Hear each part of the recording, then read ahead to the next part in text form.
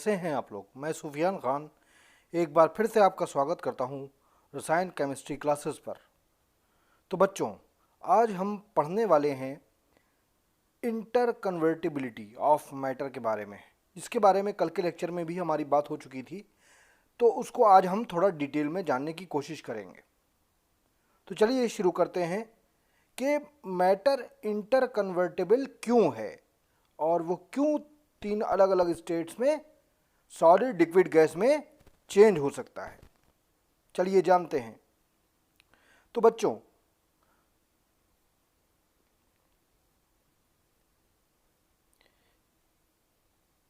यहाँ पर आपको एक बात जानने की ज़रूरत है कि मैटर जो इंटर कन्वर्टेबल है उसकी जो सबसे बड़ी वजह है, मैटर की इंटर कन्वर्टिबिलिटी की कैपेबिलिटी की जो सबसे बड़ी वजह है वो है मैटर के पार्टिकल के बीच में पाया जाने वाला इंटर पार्टिकुलर स्पेस। जैसा कि कल हमारी बात हुई थी दोस्तों कि सॉलिड्स के पार्टिकल के बीच में इंटर पार्टिकुलर स्पेस नेग्लिजिबल होता है, यानी बिल्कुल ना के बराबर होता है। लिक्विड के पार्टिकल के बीच में इंटर पार्टिकुलर स्पेस सॉलिड के पार्टिकल के बीच के स्पेस से ज़्यादा होता है। तो हम यूँ कह सकते हैं कि अगर हम सॉलिड के पार्टिकल्स के बीच की स्पेस को किसी तरह बढ़ा दें तो solid will be converted into liquid. Got it? और गैसेस की जहां तक बात है दोस्तों, तो गैसेस में इंटर पार्टिकुलर स्पेस इनफाइनाइट होता है, या यूं कहें कि एक्सट्रीमली लार्ज होता है, बहुत ज़्यादा होता है। तो अगर हम सॉलिड को किस तरह से लिक्विड बना सकते हैं, अभी मैंने कहा कि सॉलिड के पार्टिकल की स्पेस को अगर हम थोड़ा और ज़्यादा बढ़ा दें किसी तरीके से तो वो लिक्विड में बदल जाएगा। और इसी तरह अगर हम लिक्विड के पार्टिकुलर स्पेस को किसी तरह बढ़ा सके तो वो गैस में बदल जाएगा। तो ये बात ऊपर के डिस्कशन से हमारी क्लियर हो चुकी है कि अगर हम किसी तरह स्पेस को बढ़ा दें तो मैटर की स्टेट चेंज हो जाएगी। अच्छा, अब सवाल ये पैदा होता है अगला कि अगर हम इस पार्टिकल के बीच की स्पेस को बढ़ाकर मैटर की स्टेट को चेंज कर सकते हैं, तो अब अगला सवाल हमारे मन में ये आना लाजमी सी बात है कि आखिर वो कौन सा तरीक़ा है जिसके ज़रिए हम पार्टिकल के बीच की स्पेस को बढ़ा सकते हैं, यानी सॉलिड को लिक्विड में बदल सकते हैं पार्टिकल की स्पेस को बढ़ाकर, और लिक्विड के पार्टिकल की स्पेस को बढ़ाकर हम फर्दर गैस में कन्वर्ट कर सकते हैं। तो उसका जवाब है दोस्तों कि पार्टिकल की स्पेस को चेंज करने के लिए हमने पिछले लेक्चर्स में पढ़ा है कि मैटर के पार्टिकल के बीच में अट्रैक्शन होता है। मैटर के पार्टिकल एक दूसरे को अट्रैक्ट करते हैं, यानी मैटर के पार्टिकल अपनी फिक्स जगह पर रहते हैं due to the attraction between the particles. तो अगर हम किसी तरह से उस अट्रैक्शन को कमज़ोर कर दें या ख़त्म कर दें तो हम मैटर के स्टेट को चेंज कर सकते हैं। तो यहाँ पर हमारे सामने ये नतीजा निकल कर आता है दोस्तों कि मैटर की स्टेट जो इंटर कन्वर्टेबल है वो सिर्फ मैटर के पार्टिकल में स्पेस में आने वाले फ़र्क की वजह से है। उम्मीद करता हूँ इतनी बात आप लोगों को समझ में आई होगी दोस्तों। चलिए आगे बढ़ते हैं। तो अब इस जवाब से एक और सवाल हमारे जहन में आना लाजमी सी बात है कि हम किस तरह से पार्टिकल के बीच के अट्रैक्शन को कमज़ोर या ख़त्म कर सकते हैं। तो उसका जवाब है कि हमको इसको कमज़ोर करने के लिए पार्टिकल्स की काइनेटिक एनर्जी को किसी तरह बढ़ाना होगा। देखिए दोस्तों, यहाँ याद रखिएगा कि सॉलिड के पार्टिकल्स के बीच में kinetic energy due to the high attraction between the particles बहुत कम होती है। लिक्विड के पार्टिकल की काइनेटिक एनर्जी सॉलिड के पार्टिकल की काइनेटिक एनर्जी से थोड़ी ज़्यादा होती है, क्योंकि लिक्विड के पार्टिकल के बीच में अट्रैक्शन सॉलिड के पार्टिकल के मुकाबले कम होता है। तो हम अब अगला सवाल कि काइनेटिक एनर्जी को कैसे इंक्रीज किया जाए, तो उसके लिए आप याद रखिएगा कि काइनेटिक एनर्जी को इंक्रीज करने के लिए हमें टेम्परेचर को बढ़ाना होगा। टेम्परेचर मस्ट बी रेज्ड, क्योंकि kinetic energy of the particle जो है वो डायरेक्टली प्रोपोर्शनल होती है टेम्परेचर के, यानी टेम्परेचर के बढ़ने से पार्टिकल्स की काइनेटिक एनर्जी बढ़ जाती है। तो अगर हम टेम्परेचर बढ़ा दें तो पार्टिकल के बीच की स्पेस को हम बढ़ा सकते हैं और मैटर की एक स्टेट को हम दूसरी स्टेट में कन्वर्ट कर सकते हैं। तो हमको इस सारे डिस्कशन से एक कंक्लूजन निकल कर आता है दोस्तों कि टेम्परेचर या हीट चेंज मैटर की स्टेट चेंज में एक अहम रोल अदा करता है। या हम यूं भी कह सकते हैं दोस्तों कि हमको मैटर की एक स्टेट को दूसरी स्टेट में कन्वर्ट करने के लिए उसे हीट देनी होगी। और दोस्तों, जो हीट मैटर को एक स्टेट से दूसरी स्टेट में चेंज होने के लिए रिक्वायर्ड होती है, उसका एक केमिस्ट्री में स्पेसिफिक नेम है जिसको हम कहते हैं लेटेंट हीट। लेटेंट हीट कहते हैं दोस्तों।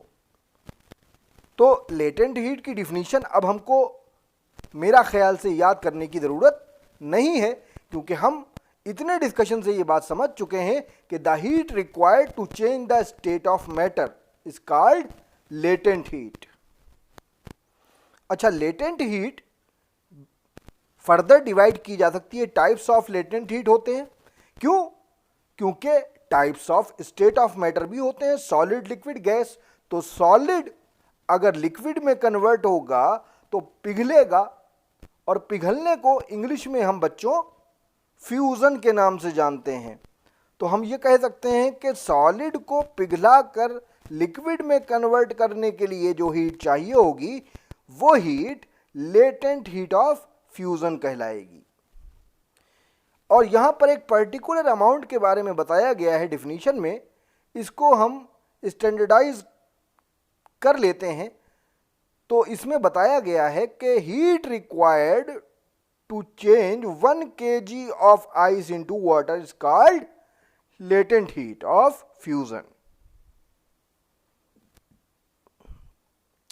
दूसरा लेटेंट हीट का टाइप है दोस्तों लेटेंट हीट ऑफ वेपराइजेशन, यानी वो हीट, वो अमाउंट ऑफ हीट जो लिक्विड को वेपर या गैस में कन्वर्ट करने के लिए रिक्वायर्ड होता है, that is called latent heat of vaporisation.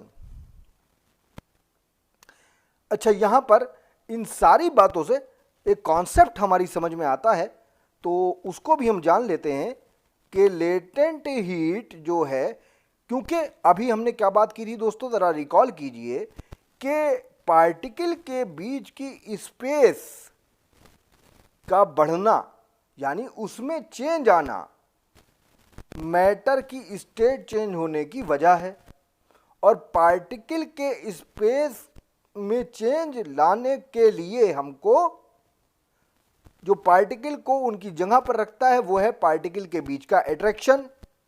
तो हमको स्टेट पार्टिकल के बीच की स्पेस में चेंज लाने के लिए उस अट्रैक्शन को तोड़ना होगा, और इस अट्रैक्शन को केमिस्ट्री की लैंग्वेज में एक ख़ास नाम दिया जाता है, वो है बॉन्ड्स। तो हम यूं भी कह सकते हैं लेटेंट हीट की डिफिनीशन एक और तरह से भी कह सकते हैं कि एनर्जी रिक्वायर्ड टू नलीफाई और weaken the forces of attraction या bond between the particles so that space between the particles could increase. तो ये कॉन्सेप्ट है दोस्तों। इसलिए हमको मैटर की स्टेट को चेंज करने के लिए हीट देनी पड़ेगी।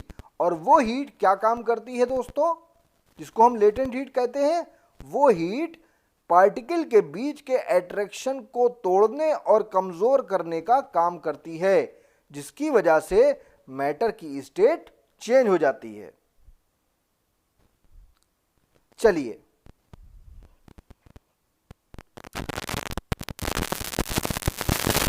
अब इस कॉन्सेप्ट को हम एक अपनी तरह के एग्जाम्पल से समझते हैं। आप लोग लेफ्ट साइड की इस इमेज को ज़रा गौर से देखें। यहाँ दो पर्सन आपको एक रस्सी में बंधे हुए दिखाई दे रहे हैं। तो आप एज्यूम कर लीजिए कि ये दो इंसान दो पार्टिकल हैं। एक पार्टिकल ये है, एज्यूम कर लीजिए कि ये इंसान एक पार्टिकल है, और एक ये इंसान है जो कि एक पार्टिकल है। तो और ये रस्सी जो है वो अट्रैक्शन को दिखा रही है। तो अब ये बताएं आप लोग खुद कि इस रस्सी को तोड़ने के लिए क्या चाहिए इन बंदों को। इन बंदों में इतनी एनर्जी होनी चाहिए, इतना ज़्यादा ये मूव करें कि इनकी रस्सी की पकड़ ढीली हो जाए, और हद से ज़्यादा मूव करने पर पूरी ताकत लगाकर जो है वो रस्सी टूट भी सकती है। लेकिन इन बंदों में आपको इतनी ताकत तो दिखाई नहीं देती। बात को समझिएगा, इन बंदों में आपको नॉर्मल आदमी दिखाई देते हैं, इतनी ताकत तो दिखाई नहीं देती। अब क्या हो सकता है, अब ये हो सकता है कि कोई जादूगर आए, वो जादूगर इनको कोई जादुई शरबत पिलाए, जिसकी वजह से ये भीमसेन बन जाएं और इनमें 70 हाथियों का बल आ जाए और ये इस रस्सी को तोड़ दें। तो मेरी बातों पर गौर कीजिएगा स्टूडेंट्स। तो वो शरबत जो है वो एक तरह की एनर्जी है, वो इनको कहाँ से सप्लाई किया गया दोस्तों, वो इनको बाहर से सप्लाई किया गया, दूसरे ने दिया। अब आप मैटर की स्टेट की चेंज में भी ये बात याद रखिएगा कि लेटेंट हीट यानी energy required to change the state matter के पार्टिकल बाहर से हासिल करते हैं। अब वो बाहर से हासिल करना ये भी हो सकता है कि उसको गर्म किया जाए, हीट कर दे कोई इंसान, या कहीं से उसे हीट मिल जाए, जैसा कि बर्फ़ के साथ होता है कि बर्फ़ को एटमॉस्फेयर से हीट मिलती है, और उस हीट के ज़रिए उस हीट को एज ए लेटेंट हीट वो हीट यूज़ होती है, और बर्फ़ के पार्टिकल के बीच का अट्रैक्शन कमज़ोर पड़ जाता है और बर्फ़ पानी में बदल जाता है। तो उम्मीद करता हूँ ये एग्ज़ाम्पल आपके लिए हेल्पफुल रहा होगा। अगर वाकई ये एग्ज़ाम्पल आपके लिए हेल्पफुल रहा और आपको टॉपिक को समझने में मदद मिली है तो सब्सक्राइब करें मेरे चैनल को, शेयर करें और बेल आइकन ज़रूर दबाएं। आज के लिए इतना ही, कल फिर मिलेंगे एक नए टॉपिक के साथ। जब तक के लिए बाय बाय।